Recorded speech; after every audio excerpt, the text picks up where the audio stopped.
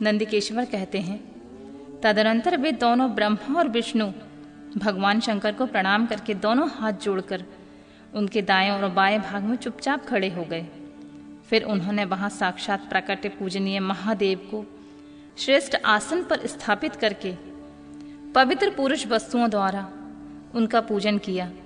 दीर्घकाल तक अविकृत भाव से सुस्थिर रहने वाली वस्तुओं को पुरुष वस्तु कहते हैं तथा अल्पकाल तक टिकने वाली शंखभंगुर वस्तुएं प्राकृतिक वस्तु कहलाती हैं। इस तरह वस्तुओं के दो भेद जानने चाहिए। किन पुरुष वस्तुओं से उन्होंने भगवान शिव का पूजन किया यह बताया जाता है।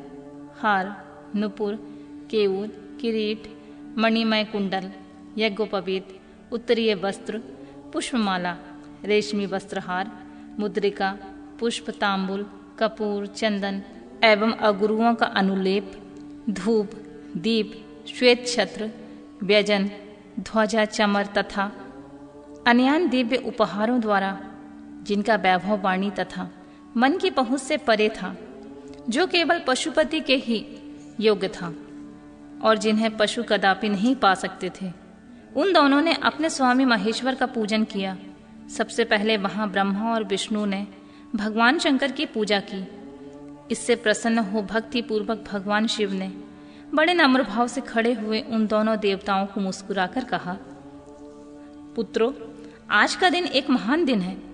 इसमें तुम्हारे द्वारा जो आज मेरी पूजा हुई है, इससे मैं तुम लोगों पर बहुत प्रसन्न हूँ।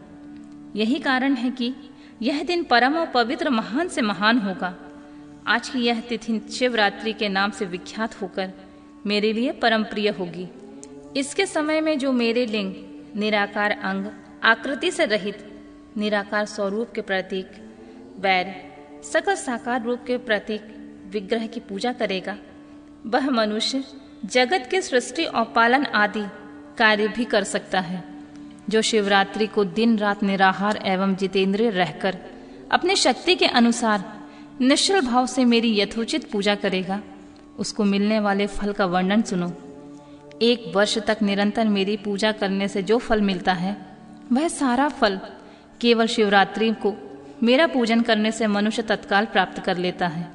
जैसे पूर्ण चंद्रमा का उदय समुद्र की वृद्धि का अवसर, उसी प्रकार यह शिवरात्रि तिथि मेरे धर्म की वृद्धि का समय है। इस तिथि में मेरी स्थापना आदि का मंगलमय उत्सव होना चाहिए। पहले मैं जब ज्योतिर्मय स्तंभ रूप में प्रकट हुआ था, उस समय मार्गशीर्ष मास में आद्रा नक्षत्र से युक्त पूर्णमासी यह प्रतिपदा है। जो पुरुष मार्गशीर्ष मास में आद्रा नक्षत्र होने पर पार्वती सहित मेरा दर्शन करता है अथवा मेरी मूर्ति या लिंग की ही झांकी करता है, वह मेरे लिए कार्तिकेय से भी अधिक प्रिय है। उस शुभ दिन को मेरे दर्शन मात्र से पूरा फल प्राप्त होता है।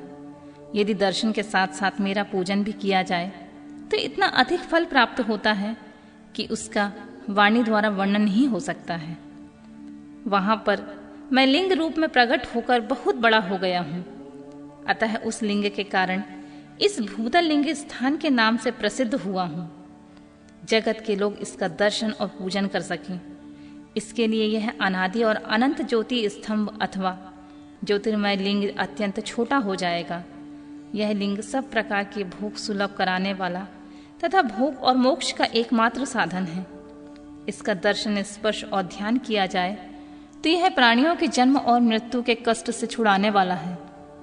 अग्नि के पहाड़ जैसा जो यह शिवलिंग यहाँ प्रकट हुआ है, इसके कारण यह स्थान अरुणाचल नाम से प्रसिद्ध होगा। यहाँ अनेक प्रकार के बड़े बड़े तीर्थ प्रकट होंगे। इस स्थान में निवास करने या मरने से जीवों का मोक्ष तक हो जाएगा। महादेव ने कहा, साकार और निराकार मेरे 2 रूप हैं, किसी दूसरे के ऐसे रूप नहीं हैं। पहले मैं स्तंभ रूप में प्रकट हुआ, फिर अपने साक्षात रूप से। ब्रह्म भाव मेरा निराकार रूप है और महेश्वर भाव साकार रूप है। ये दोनों ही मेरे सिद्ध रूप हैं। मैं ही पर ब्रह्मा परमात्मा हूं। कला युक्त और अकल मेरे ही स्वरूप हैं। ब्रह्मरूप होने के कारण मैं ईश्वर भी हूं। जीवों पर अनुग्रह आदि करना मेरा कार्य है। ब्रह्मा और केशव, मैं सबसे बृहत और जगत की वृद्धि करने वाला होने के कारण ब्रह्मा कहलाता हूं। सर्वत्र समरूप मैं स्थित और व्यापक होने से मैं सबकी आत्मा हूं। स्वर्ग से लेकर अनुग्रह तक आत्मा या ईश्वर से भिन्न जो जगत संबंधी 5 कृत्य हैं वे सदा मेरे ही हैं। मैं अतिरिक्त दूसरे किसी के नहीं हैं, क्योंकि मैं ही सबका ईश्वर हूं। पहले मेरी ब्रह्म रूपता का बोध कराने के लिए निराकार लिंग प्रकट हुआ, फिर अज्ञात ईश्वर तत्व का साक्षात्कार कराने के निमित्त में साक्षात जगदीश्वर का ही सकल रूप में तत्काल प्रकट हो गया।